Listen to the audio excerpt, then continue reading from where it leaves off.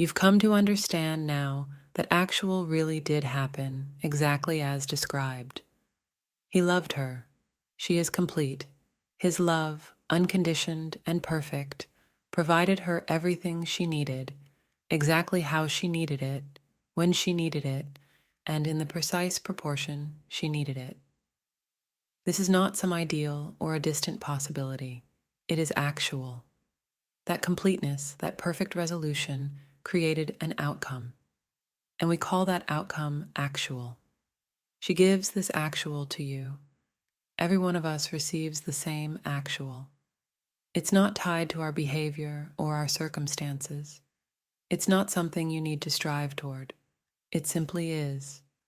Actual already occurred. It happened. That perfect love, the way he provided for her, that is a cosmic truth. It is not conditional, nor is it something you earn. It has already been given. What you've read so far is not a fantasy or a dream. It is the structure of the universe. You've been given the gift of actual, and that actual is the foundation of your experience.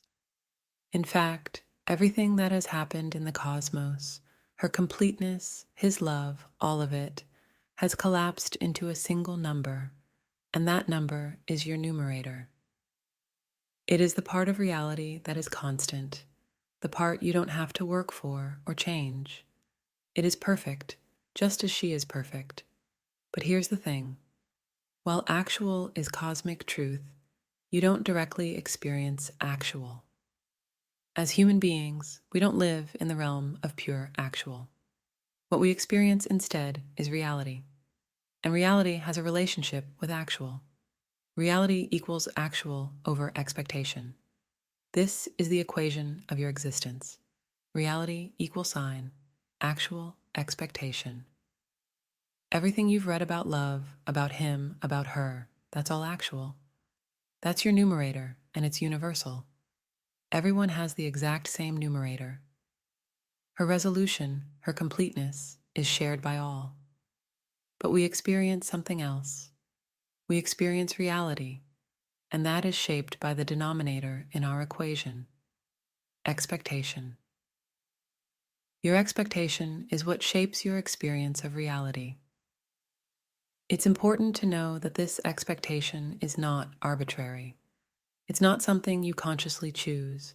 It is provided to you, just like actual expectation is given. But while actual is a single, universal truth, expectation is far more complex.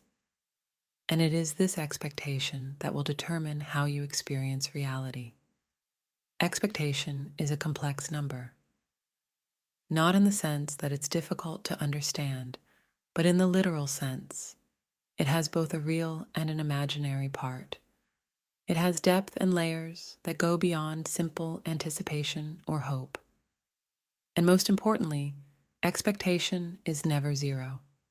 There is no reality without expectation. You always have an expectation. You may not be fully aware of it, but it's there, shaping your reality in every moment. Think about it this way. If you're attending a wedding this weekend, you already have an expectation for it, whether you've given it much thought or not. You expect something, how the day will unfold, how you will feel, how the people around you will act. You can't help it. You are human, and humans are bound by the denominator of expectation. Even before the event happens, your expectation shapes your experience of it.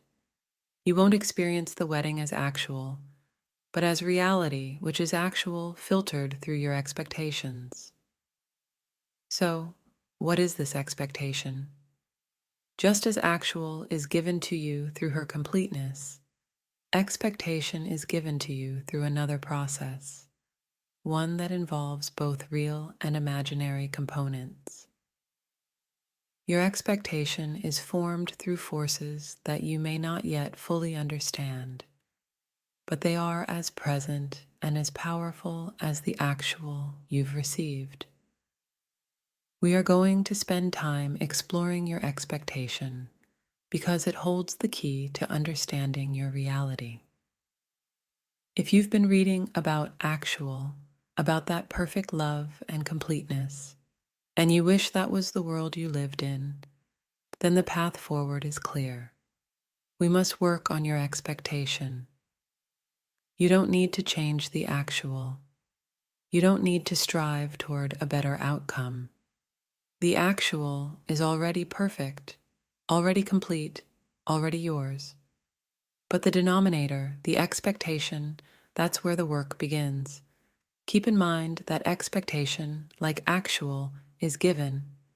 It's not something you control entirely, but it is something you can understand, something you can explore. Together, we will unfold this complex number. We will look at both its real and imaginary components, and in doing so, you will begin to see how expectation shapes your reality.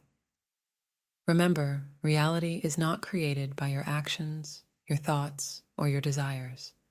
You don't create your reality, you experience it. Reality is actual, filtered through expectation. And while actual is always perfect, always constant, expectation is where the variability lies. Expectation can change, and when it does, so does your reality.